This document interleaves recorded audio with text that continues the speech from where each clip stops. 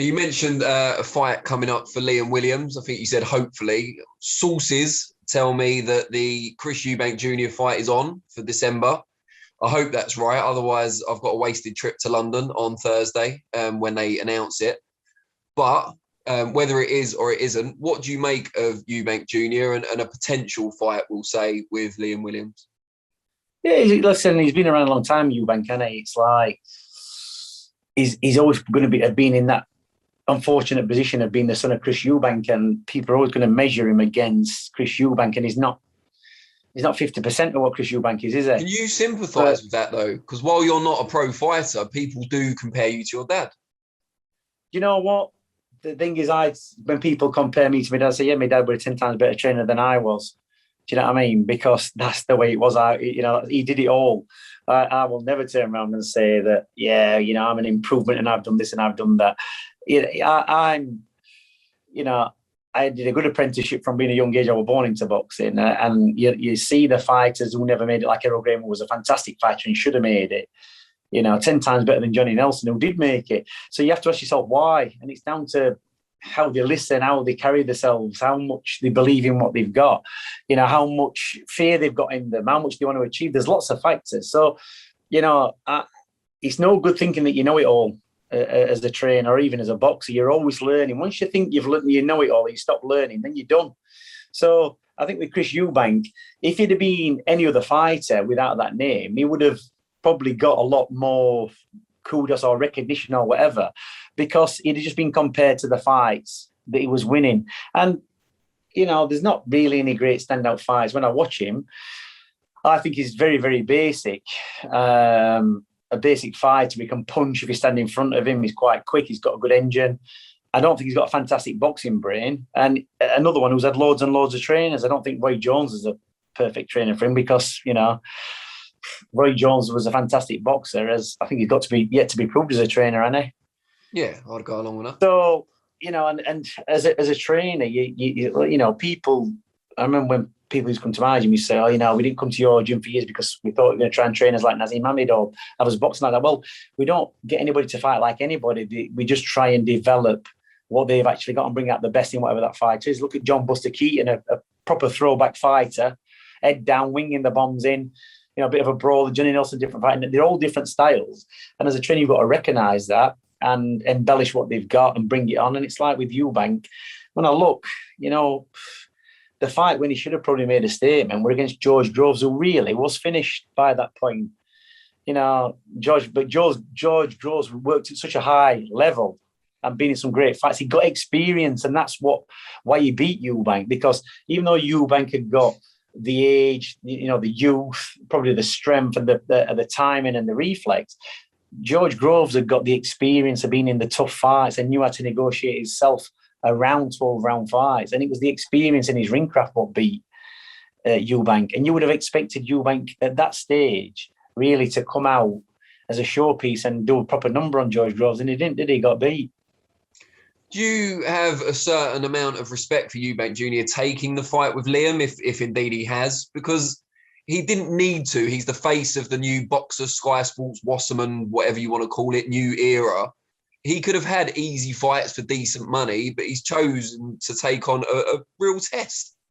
I personally don't think Chris Eubank Jr. will think that Liam Williams is a threat. I don't think he's arrogant, but I think he's focused enough and got enough self-belief to think, it's going to be a tough fight, but I should be beating the likes of him. You'll probably look at Liam Williams and think, well, he just comes forward as a tear up. He'll be there to be hit. And on Liam Williams on a bad night, that's what he does. Like I say, he boxed Andrade, who probably was one of the most skillful fighters he's ever come up against. That Eubanks is not one of them, and he was a southpaw, which made it very, very difficult. And look how long he's gone. I mean, he's a very crafty fighter, Andrade. He worked for maybe a minute and a half of every round he boxed Liam Williams. Mm-hmm. You know what I mean? And negotiated his way through. But they're probably looking at that fight and thinking that, Liam Williams is ready for the taking. But the thing with Liam Williams is, you see him sparring. You can see that he can punch. He's got power. He has got a boxing brain when he thinks about what he's doing. So, I know it's not a case of respecting Chris Eubank, but I just think that he thinks he's the top man anyway. I think he probably thinks he's, on a higher level than anybody. He's talking himself up before Billy got beat back, being on the same level as Billy Joe Saunders, who's been a 2-weight world champion.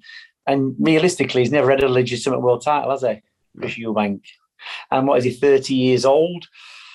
So you would have thought by now, with the name, he has had a lot of promotion, he's had a lot of push. I don't think he's a massive ticket seller, but he's good for TV because of the name. But you'd have thought with all that promotional push, he'd have been able to be negotiated or manoeuvred into a position to pick up a world title somewhere. Do you know what I mean? A proper one, not an IBO one, like a WBA, well, we can call them proper, but IBF, WBC, WBA, WBO at least.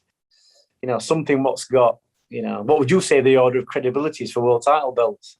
Well, I'd say there's the big four, then the rest, but then out of those but who would you put in order of the big four? I suppose WBC is the one fighters seem to cherish the most, the historic green belt, even though WBA was first. Yeah. So many things have happened since to damage their credibility, I guess. But maybe WBC, then IBF, then WBA. Or Was the WBA first? Was the WBA first? Yeah, they were the first kind of the four created, yeah. Right. So, like I say, with all the push he's had, so you have to ask yourself, well, why hasn't he like had big title fights? Realistically, what would you say his biggest fight's been? What fight did he have? What really impressed you? He impressed me against Billy Joe Saunders, given the stage they were both at the time. But since then, maybe Arthur Abraham, probably his best performance. But he was past it, wasn't he? Yeah, I'm not saying it's a great win, but that was probably his best performance if you had to pick one. I think when he boxed Billy Joe Saunders, I spoke to Billy about that fight. He says I wasn't even fit because I crashed weight off. Because I was good for 6 rounds. Because I got 6 rounds in front of him because then I black rest. He says, and he didn't know what to do with me because Billy's crafty. And if you look at that fight, I think for the first 3 or 4 rounds, his father got in the ring, posturing and prancing around, not really giving him any advice. When Ronnie Davis in the corner, who actually brought Eubank Jr. through, was getting pushed to the background. Then I think halfway through the fight, he changed over. But, anybody could, with half an idea, could see what Billy was doing and would have told Eubank what to do, really, to jump on him, pressure him and make him gas, because Billy wasn't the best at that stage, with fights. He's a talented fighter who relied on his ability rather than his fitness. So, I could see that fight, when it was unfolding. I just thought, Billy's doing a job on him. He's kidding and conning him, and Eubank don't really know. And don't forget, we've had Tyan Booth fight Chris Eubank, and Tyan Booth wasn't even fit at the time. And for 6, 7, 8 rounds, he caused Eubank problems because he couldn't adapt to Tyan's style. All right, he got stopped in the end, but realistically, probably Tyan should never have got that far with him either. I know Eubanks has improved since then, and he's matured and stuff, but he's never really, for all the hype behind him, he's never really lived up to it, has he? I don't think. Yeah, so with that in mind, obviously big name, not lived up to his potential necessarily. What has Liam Williams got to gain if he wins the fight? Where does it put him? I think, it's just another win. You see, Liam Williams, when he came to me, because I was talking about packing up. So he had he got rejuvenated under me. He came to me, took himself out of the mix in Wales, came to us, and did really well. Had a good run for 4 or 5 fights, knocking everybody out. Exciting fighter. Got himself into world title position. Came up against Andrade and just came up a little bit short.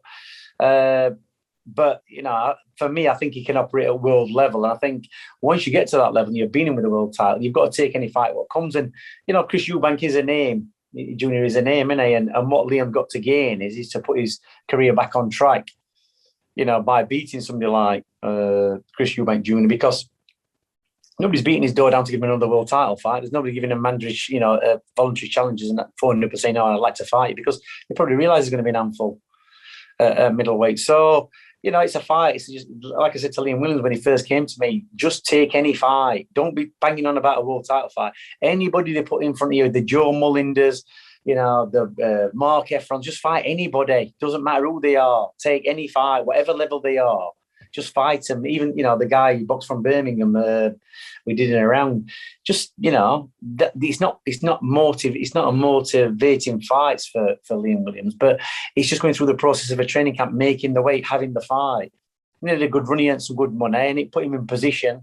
You know, he got dropped, I think, heavy in the second round against Andrade. He still finished on his feet and coming on strong. And every time he half-clipped Andrade, he had him in trouble. He just couldn't get that extra half a step into to land the 3 or 4 shots. He just knew enough Andrade to keep himself out of problems. The one round, and you know, it was a legitimate knockdown, but they didn't rule it that way.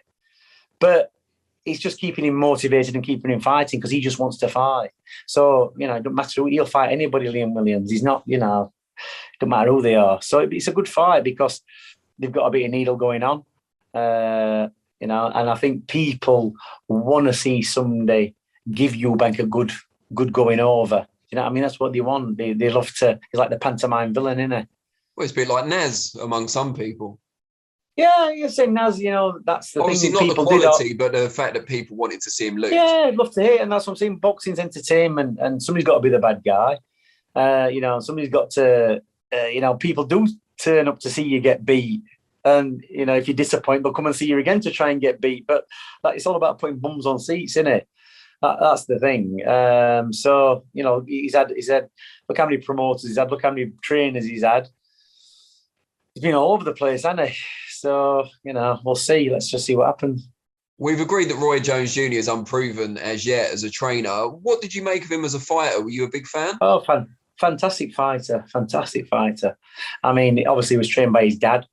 And then it's well-documented fallouts. But as an athlete, basketball, boxer, fantastic. And it's a bit sad, really, when you think how it ended up for him at the end of his career, because he just went out. I mean, Enzo Macronelli, did he knock him out? In Russia, was it? So, you know, it's like it kind of spoils it a little bit, doesn't it? Because you would have thought they would have made enough money to go out a bit gracefully, like Marvin Hagler did at the top of the game. He went out in disgust and he had to get him beat by Leonard. But, you know, you would have thought they'd have made enough money, looked after the money, not to have to, as my dad would say, prostitute themselves and stick themselves out for more money. It's like, what's the point? It kind of ruins it. You know, so, you know, fantastic fighter. And I'm not saying he's not a good trainer. I'm just saying he hasn't trained. I don't think he's trained anybody apart from Chris Eubank. So, you know, he might turn Chris Eubank into some kind of, you know, fantastic fighter. But I just think that he fights a certain way, Chris Eubank, and no matter what trainer he has, it's no good teaching him Roy Jones tricks to blooming Chris Eubank, just like it's not been no good coming to our gym and us trying to get to fight like Naz or anybody else. He's got to look what he's the best at and, you know, work on that. That's what you've got to do. It's no good. And I think sometimes I do think that's what fighters do, that they try and put their kind of style across because it worked for them, because what else would they teach? You know, you see Mayweather when he did a little bit, you saw Mayweather training people, doing a bit of training with people. He was doing the same thing. He was showing what he was being taught. So, you know, as a trainer, you've got to be able to adapt to different styles and realise that, you know, not all fighters can fight like you think. And, you know, I box as an amateur, I didn't box as a pro. So I never had like a kind of style that I need to teach people. Fighters have got to learn the basics. And a lot of fighters these days don't know the basics, the lefts and the rights and the, you know, uppercuts and hooks. It's like they don't know the basic footwork or movement, getting into position to throw shots. And that's what it is. It's learning the basics very, very good. So in that way, is it perhaps an advantage then to be a trainer who was never a pro boxer? I don't know. People always talk about the flip side, don't they? That, you know, you've been there, you've done it, you can empathise and stuff. But then from your point of view, you haven't got an ingrained style, so you can adapt more perhaps? No, yeah, you might be right. But if you take my dad out of the equation, then he probably won't be no good, would it? Because I had to learn off somebody else, didn't I? And because he did teach different styles. But the thing is with Nazim Hamid, people just come to him and say, I want to box like Nazim Hamid. Well, they think we taught Naz to fight like he did at the end of his career. He didn't. When Naz went to box, everything was basic and straight. You know, straight shots, the technical amateur style. And then he developed his style from that. So, you know, you could say that, but I've had a different influence, and I've had an influence from somebody who was a great trainer. And I had to absorb all that and be explained to and lived it all. And I saw fighters as well. You know, I lived with fighters, great fighters like Errol Graham, and you're in the gym every day watching them. And it's all going in subliminally. You see different types of how they are when they get hit with a hard shot, or how motivated or the will to win they've got. Even Dave Allen's dad, Dave Allen, the heavyweight, his dad used to box. He was a little hard man, he was. So you see all these different types of fighters coming in the gym, and they don't box the same way. They box all different ways. And we had a kid years ago. You remember him, Chris Saunders from Barnes, fantastic fighter. The first time, a lot of people won't have seen the fight when he beat Kevin Lucian the first time. He flattened him. He could punch. He could fight for fun. But they've had so many different styles over the years. You've got an idea. You've got such a pool to draw from when you're training kids, because you can see we haven't just got this typical style of fighter. I mean, people say that Joe Gallagher trains. I mean, we call Manchester style, go forward, head down, like Anthony Crolla going into it, and all the fighters fight that way. But whether that's right or wrong, I don't know. But they talk about the Ingle style. Well, the Ingle style is just an awkward style that you learn everything the proper way. Then you kind of throw it out the window and be able to do it back to front, side to side, in reverse, whatever.